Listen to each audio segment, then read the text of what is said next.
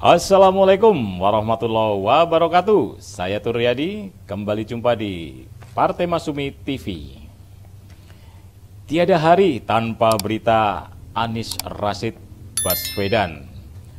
Popularitas dan elektabilitas terus meroket.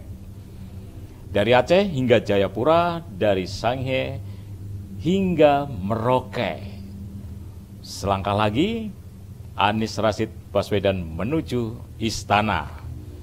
Di samping saya ada narasumber Kang Almizan Ulfa. Nah, kita mau ngobrol sekaitan dengan pencapresan Anies Rashid Baswedan.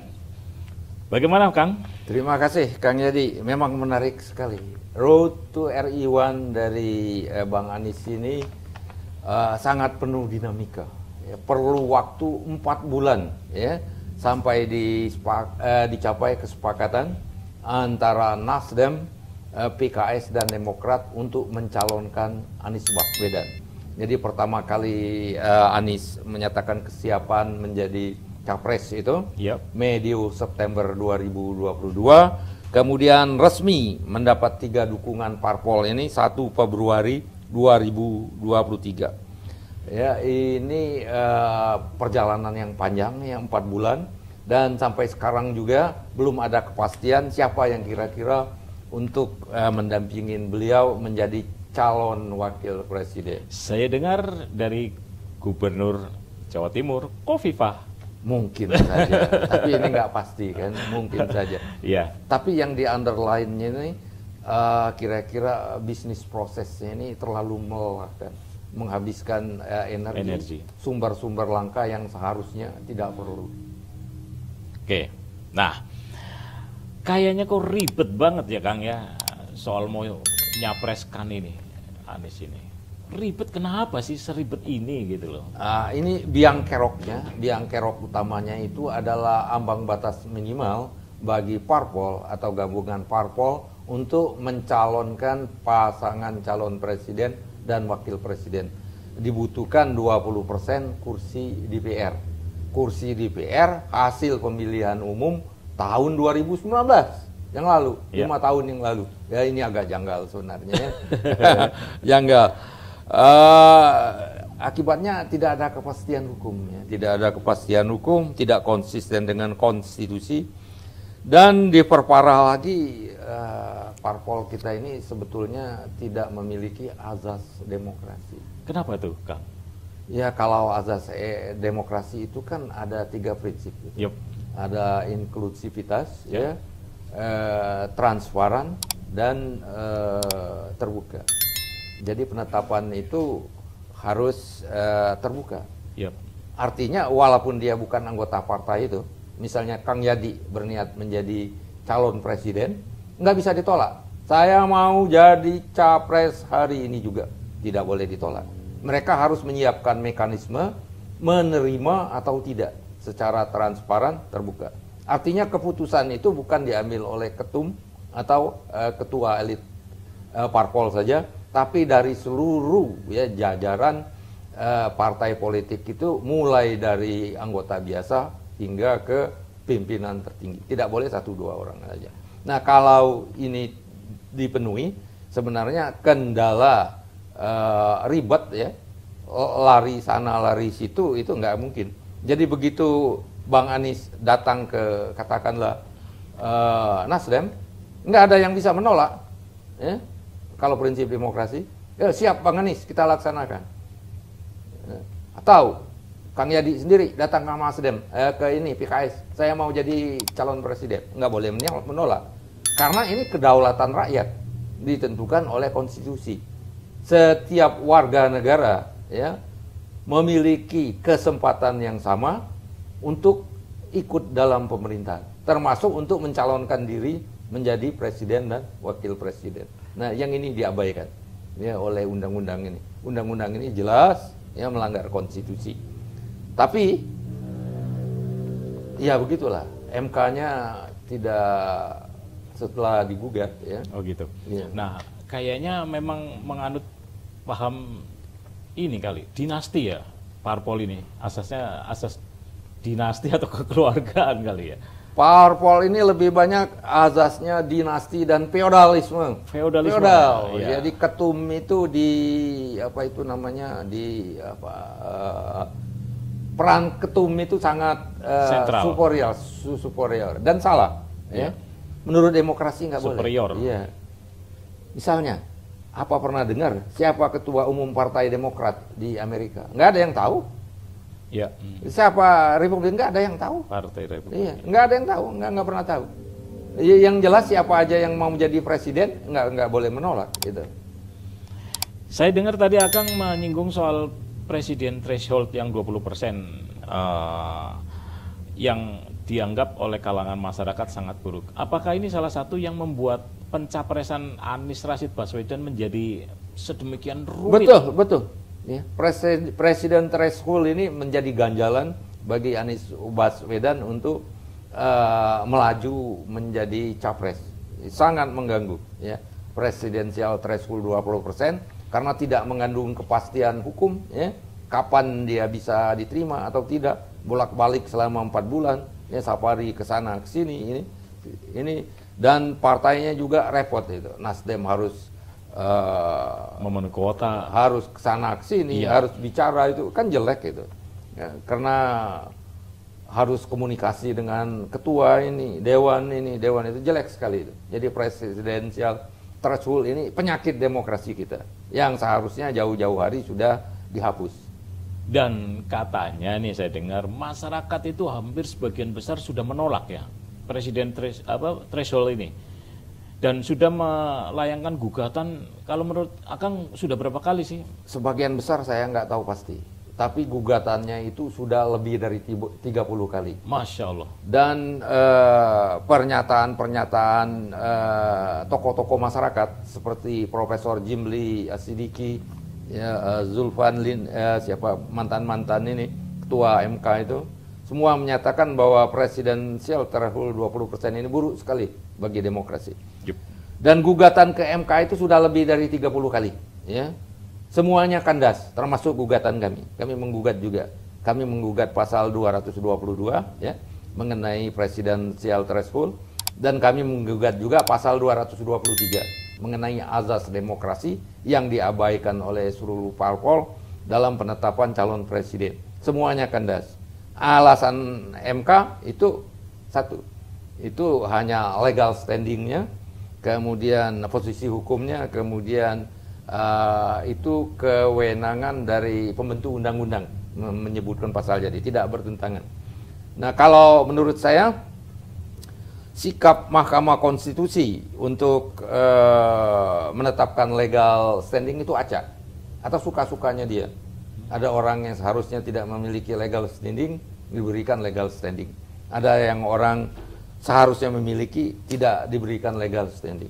Jadi buruk sekali. Dan apa itu namanya, beracara di Mahkamah Konstitusi itu buruk karena nggak ada dialog antara yang menggugat dengan Mahkamah Konstitusinya. Misalnya menurut gugatan kami jelaskan argumentasinya bahwa presidensial threshold itu bertentangan dengan konstitusi. Dia nggak memberi tanggapan, ya, nggak ada dialog. Juga kami katakan bahwa tafsir dari pasal 223 itu diabaikan selama ini, tidak memberikan tanggapan apa-apa hakim konstitusi. Ya, kita sampaikan aja, kemudian tiba-tiba keluar putusannya. Gugatan kamu tidak dibahas karena kamu tidak memiliki legal standing. Wah, buruk sekali. Jadi kalau saya memang sangat sepakat Mahkamah Konstitusi itu perlu dibubarkan.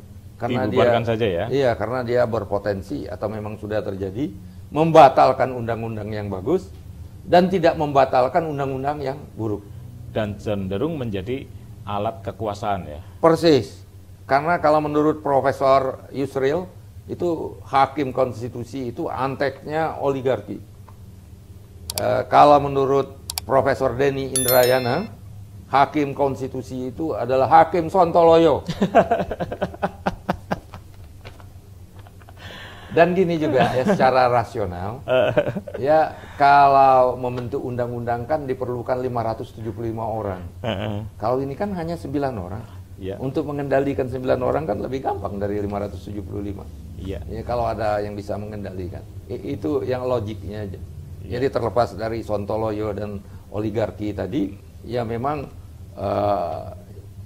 pimpinan kita di tahun 2021 dan 2002, ya waktu membuat amandemen undang-undang ini adalah kompromi, ya suasana kebatinan 2001 dan 2002 yang masih kisru, ya kisru transisi dari era Orde Baru ke Orde Reformasi.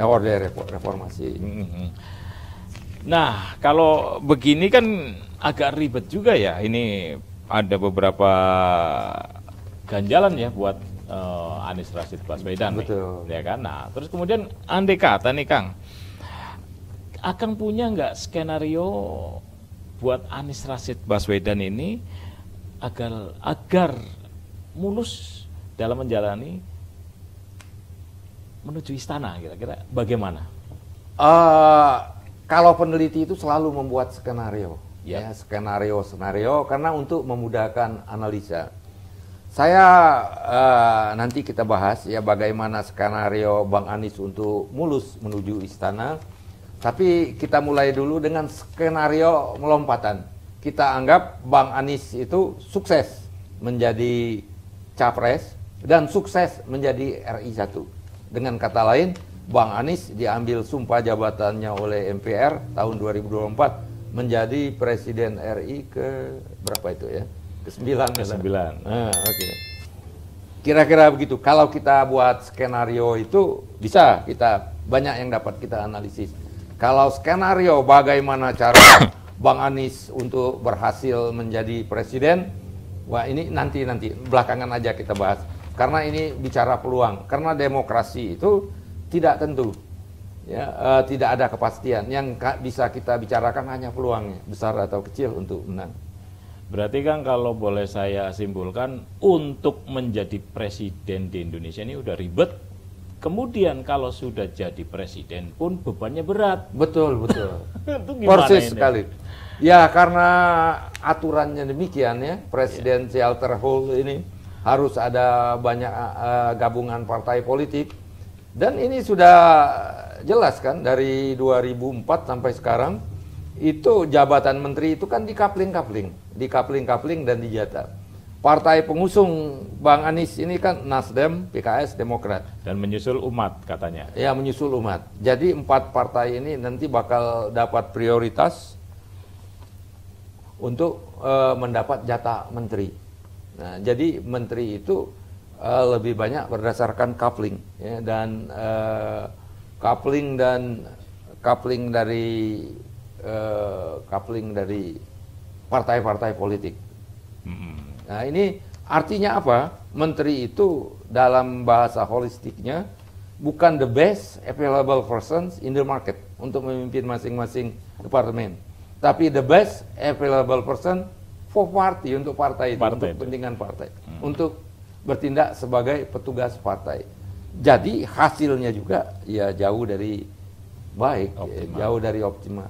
Oke, Kang, ada pesan nggak andai kata siapapun nanti yang jadi presiden untuk menghapuskan misalkan yang sekarang agak memberatkan yaitu tadi kafling-kafling, kira-kira misalkan merombak total poros kekuasaan legislatif negara atau gimana? Ya, ini kita himbau Bang Anies untuk mendukung wacana public civil society, ya masyarakat sipil, karena menurut kami satu-satunya jalan ya, bukan saja untuk menyelamatkan negara ini, tapi untuk memberikan jalan yang baik supaya Indonesia menuju Indonesia Emas 2045 adalah rombak total poros legislatif negara. Ya. Poros legislatif negara yang dirombak itu adalah MPR. MPR cukup terdiri dari utusan golongan dan hasil undian lotre. DPD dan DPR dihapus. Setiap undang-undang harus lolos dari kedua badan ini, dari 2 kamar ini. Hak presiden untuk menerbitkan Perpu perlu dihapus. Ya, jangan sebentar-sebentar Perpu. Ya. Nah, dengan ini hadirnya apa yang dikatakan keseimbangan kekuasaan, balance of power, dan saling pengendalian, checks and balance. Ya. Itu membuat DPR tidak arogansi karena setiap undang-undang dia harus disetujui oleh MPR. Dan sebaliknya, undang-undang yang dibuat oleh MPR harus disetujui oleh DPR. Ya. Jadi ada keseimbangan, ada checks and balance. Kemudian Presiden diberikan hak veto atas rancangan undang-undang. Nah, hanya dengan cara ini. Karena apa? Yang paling penting, MPR itu tidak dipilih melalui pemilihan umum. Karena pemilihan umum kita sangat mahal. Ya. Kalau menurut Profesor Mahfud, sekitar 90% kepala daerah itu dibiayai cukong. Banyak 90% gitu ya. Nah, 10%-nya mungkin anteknya cukong atau yang lain lagi. Kalau menurut almarhum Cahyo Kumolo, untuk lolos jadi anggota DPR itu perlu menghabiskan uang 46 miliar rupiah. Ya. Kesimpulannya, hanya orang-orang kaya atau anteknya cukong yang bisa menjadi pejabat negara terpilih, kepala daerah atau anggota DPR, DPRD. Nah, ini bertentangan dengan konstitusi. Konstitusi kita menginginkan seluruh warga negara itu memiliki kesempatan yang sama untuk duduk di dalam pemerintahan, termasuk di lembaga legislatif. Kalau sekarang hanya orang kaya saja dan cukong atau anteknya cukong, ya umumnya, ya in general, mungkin not 100%, ya, yang bisa menjadi kepala daerah atau menjadi anggota DPR, DPD dan segalanya. Nah, dengan yang sistem baru ini, siapa saja bisa menjadi anggota MPR. Ya. Utusan golongan, ya misalnya utusan golongan agama dari NU, Muhammadiyah, utusan dari Federasi Olahraga, utusan dari seniman, apa saja banyaknya. Nah, yang di luar dari utusan itu masyarakat ini ada lagi, masyarakat adat, ya bisa. Ya. Dan di luar itu masih ada lagi berdasarkan hasil undian atau lotre. Jadi misalnya Kang Yadi tidak merupakan anggota golongan itu, Bang Yadi bisa mendaftarkan diri aja. Mesin komputer memutar dan tiba-tiba keluar nama Kang Yadi.